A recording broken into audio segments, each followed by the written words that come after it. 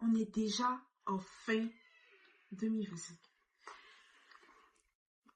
Il y a 12 mois, je sais pas, c'est passé tellement vite. J'hallucine en fait. Mais bref, waouh. Je crois que 2025 mérite un lot d'applaudissements pour tout ce qu'on a pu y vivre. Chacun d'entre nous a vécu des choses agréables, des choses moins agréables.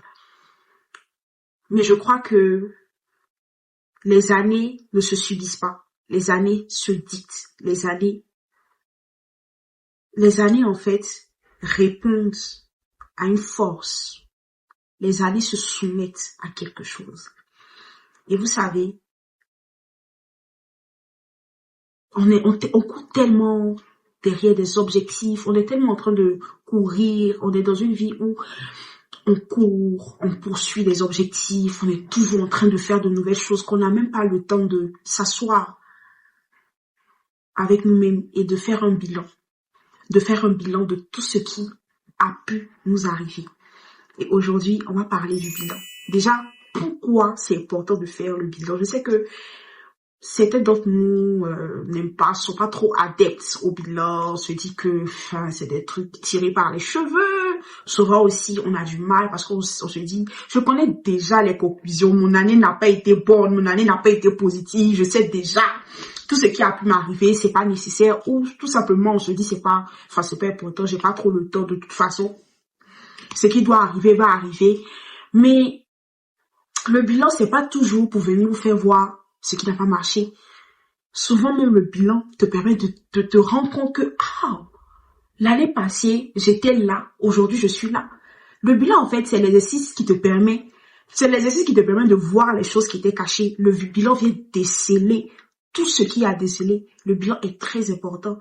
Je sais que c'est très difficile. Je sais que le bilan nécessite de revenir sur des douleurs qu'on a décidé d'enfuir en nous, décide de revenir sur des échecs qui nous ont touchés. Mais c'est nécessaire. C'est nécessaire, en fait, dans notre vie. C'est important de savoir s'asseoir avec nous-mêmes et de se dire, et de se parler.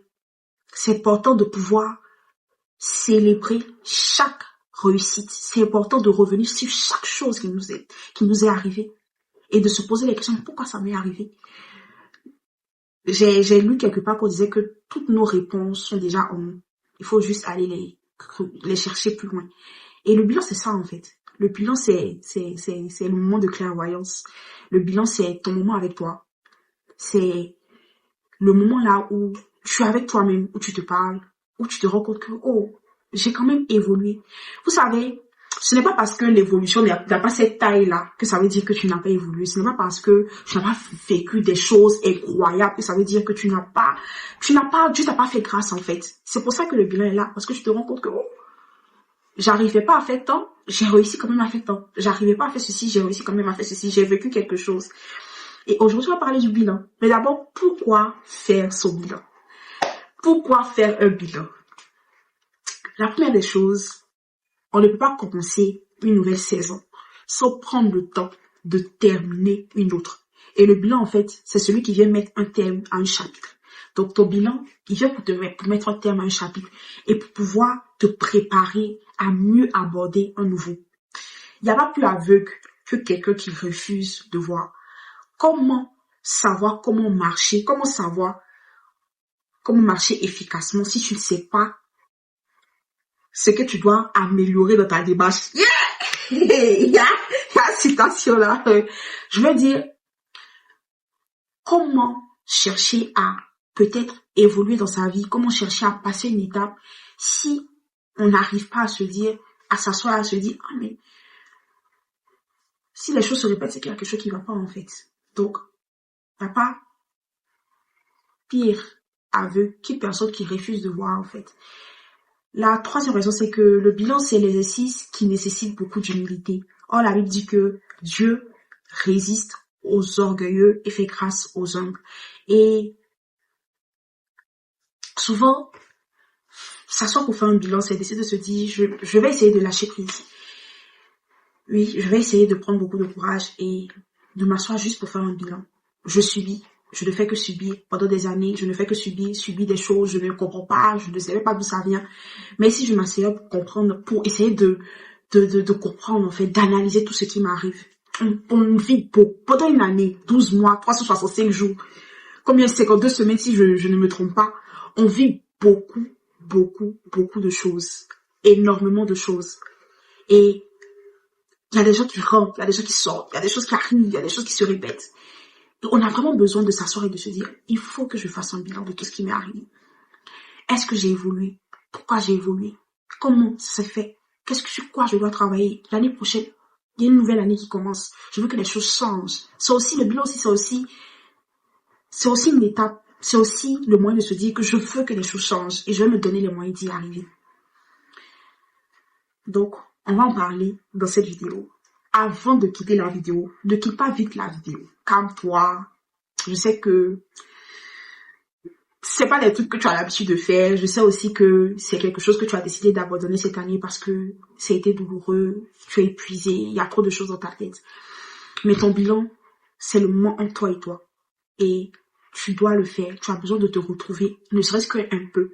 Tu as besoin de t'accorder du temps. Tu as besoin de t'accorder de l'attention que tu donnes aux autres. Donc, si tu veux en savoir plus, reste jusqu'à la fin.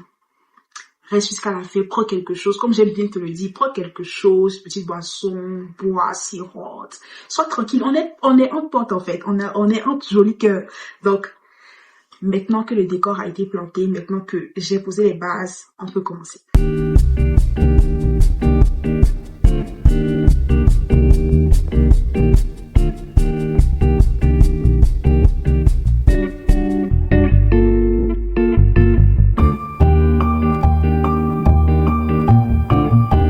Énormément manqué. Ça fait pratiquement 4 mois qu'on s'est pas vu. Il y avait rien. J'étais bien, tout allait bien chez moi. Juste que je devais me pencher sur des choses très importantes. Je devais vraiment travailler sur beaucoup de choses et tout. Il fallait que je mette une pause à YouTube. Mais je me suis dit non, décembre là, je ne peux pas les laisser comme ça. Faut que je revienne. Faut qu'ils voient le plus mignon visage de YouTube, votre visage préféré. Et j'espère que vous allez bien. Donc là, dans la deuxième partie de la vidéo, on va parler, on va pratiquer en fait. Je vais te montrer comment faire un bilan. Il y a beaucoup de choses à dire, mais je vais essayer d'être vraiment bref. Je vais essayer de donner les choses de façon très essentielle et j'espère que ça va beaucoup t'aider.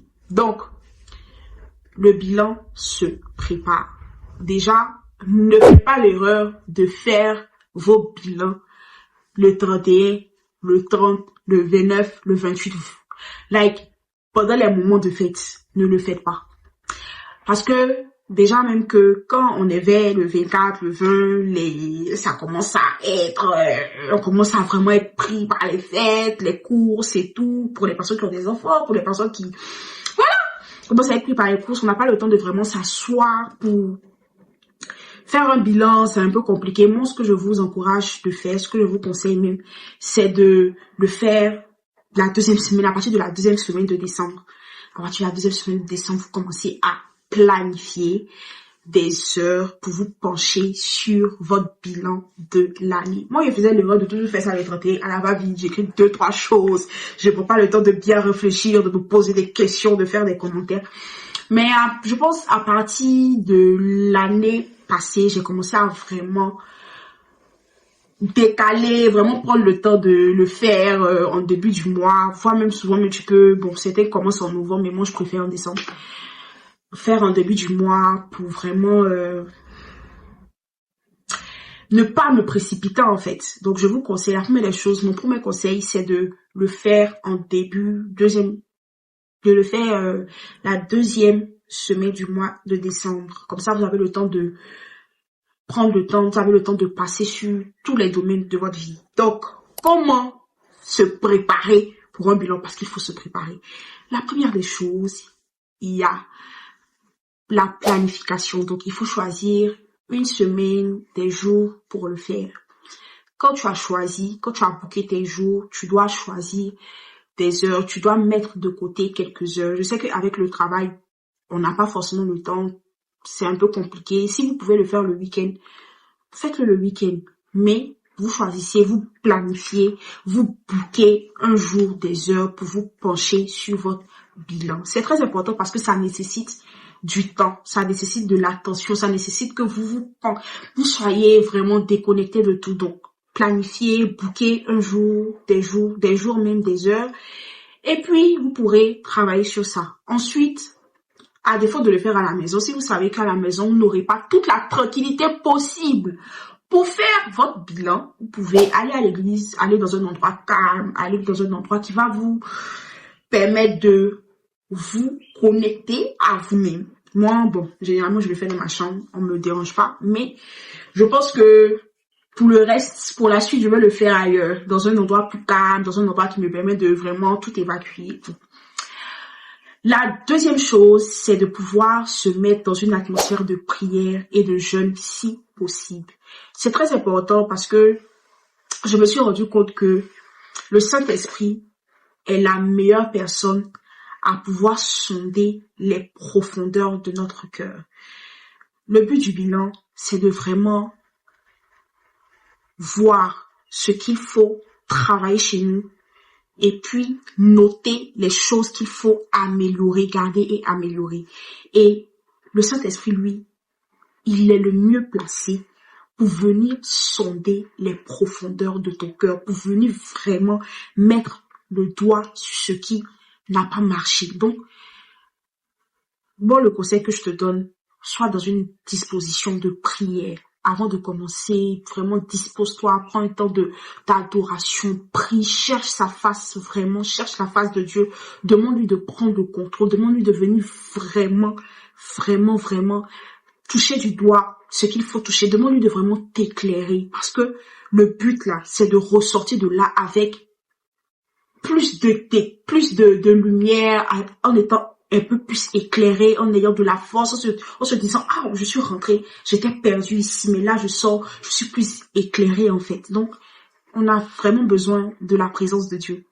Donc, atmosphère de prière, atmosphère de jeûne pour les personnes qui peuvent le faire. Ensuite, un cahier, un calepin. Normalement même là, tu dois avoir un cahier, un calepin personnel où tu notes tout ce qui t'arrive durant ton année, chaque mois. Tous les moments importants, les événements importants qui ont marqué ta vie durant chaque mois, tu dois les noter. Donc, prévois un cahier, prévois un stylo, prévois ta Bible si tu veux, sois dans une atmosphère de prière, de jeûne, si tu le peux, et puis lance-toi. Ça va te faire énormément de bien. Moi, à chaque fois que je fais mon bilan, j'ai l'impression que tout ce que je note, c'est comme si je me débarrassais de ça. Ça fait du bien en fait, ça te permet de voir les choses. Ah ouais, je faisais ça, je me rendais même pas compte. Oh, j'ai réussi ça par la grâce de Dieu. C'est un bon moment. Donc, on a parlé de l'atmosphère, on a parlé de comment se préparer. Là, maintenant, on va rentrer dans le vif du sujet. Les points à aborder dans le bilan. Donc, maintenant que le moment a été, tu as booké tout, puis tu es dans l'endroit, tu es dans une atmosphère de prière, on passe maintenant au moment du bilan. Moi, ce que je fais, c'est que c'est vrai qu'il y a une série de questions auxquelles je prends le temps de bien répondre parce que comme je l'ai dit, le bilan c'est quelque chose de très profond. Il faut vraiment se donner du temps. On n'est pas pressé parce que ça te permet de tout faire ressortir. Ça te permet de revoir ton année même, limite de revoir toute ton année. Donc prends le temps. Moi ce que je fais, je prends le temps de revenir sur tous les domaines de ma vie. Donc professionnel d'une part, personnel d'autre part. Et dans le domaine personnel, je prends le temps de voir ce qui a marché, ce qui n'a pas marché au niveau du domaine spirituel, au niveau du domaine financier, au niveau du domaine relationnel. Et dans le domaine relationnel, il y a plusieurs catégories. Il y a le côté famille, le côté ami, le côté amoureux. Je prends le temps de revenir aussi sur ma santé mentale, comment j'ai géré ma santé, comment j'ai géré mes émotions et tout. Donc, je commence par ce qui n'a pas marché. Mais moi, je vous conseille de commencer par ce qui a marché. Parce que quand tu commences par ce qui n'a pas marché, tu es déjà épuisé. Donc, commencez par ce qui a marché. Vous n'êtes pas obligé de voir tous les domaines. Si vous voulez le faire, faites-le. Mais je pense que penchez-vous.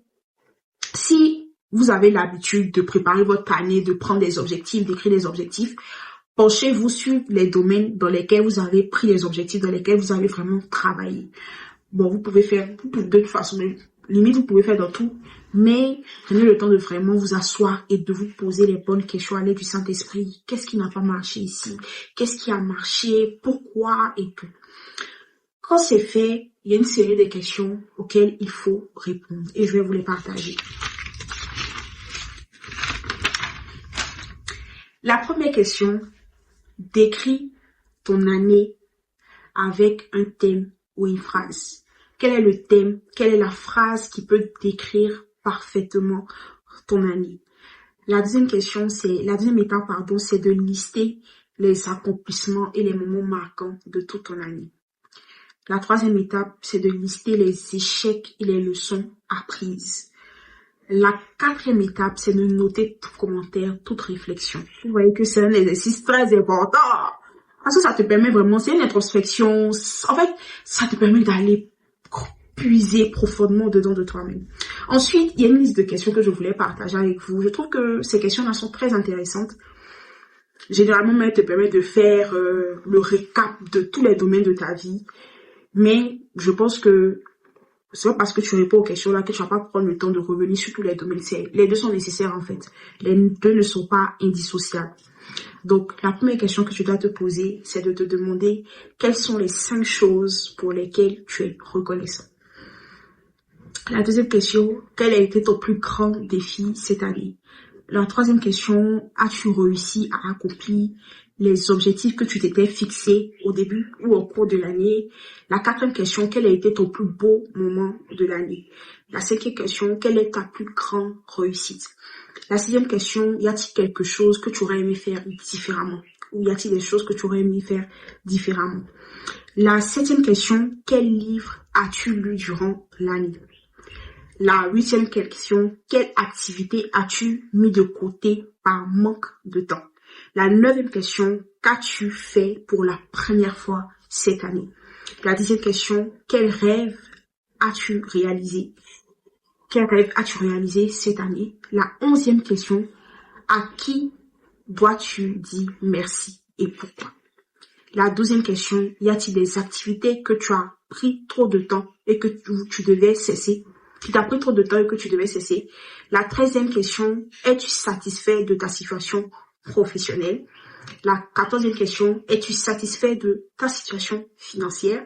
Et enfin, la dernière question, sur une échelle de 1 à 10, à quel point es-tu satisfait de l'année qui vient de se passer et pourquoi? Donc, les 15 questions que je viens de te citer te permettront de vraiment faire un bilan général de ton année. À côté de chaque point que tu vas toucher en fait. Et ça vaut la peine de le faire. Ça vaut la peine de le faire. Tu as besoin de te retrouver avec toi-même. Tu ne peux pas avancer la tête baissée et ne pas regarder autour de toi.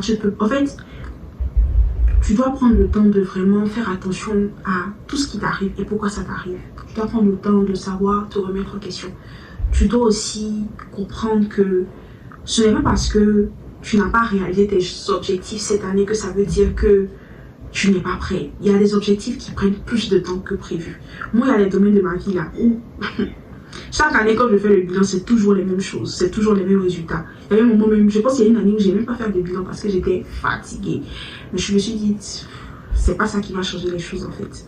Je dois me poser les bonnes questions. C'est pour ça que de plus en plus, je réclame vraiment la présence du Saint-Esprit durant ces moments-là parce que il est le seul à me révéler les choses cachées, capable de me révéler les choses cachées. Et j'ai besoin de sa sagesse en fait. N'oubliez pas, la Bible dit que Dieu résiste aux orgueilleux et fait grâce aux humbles.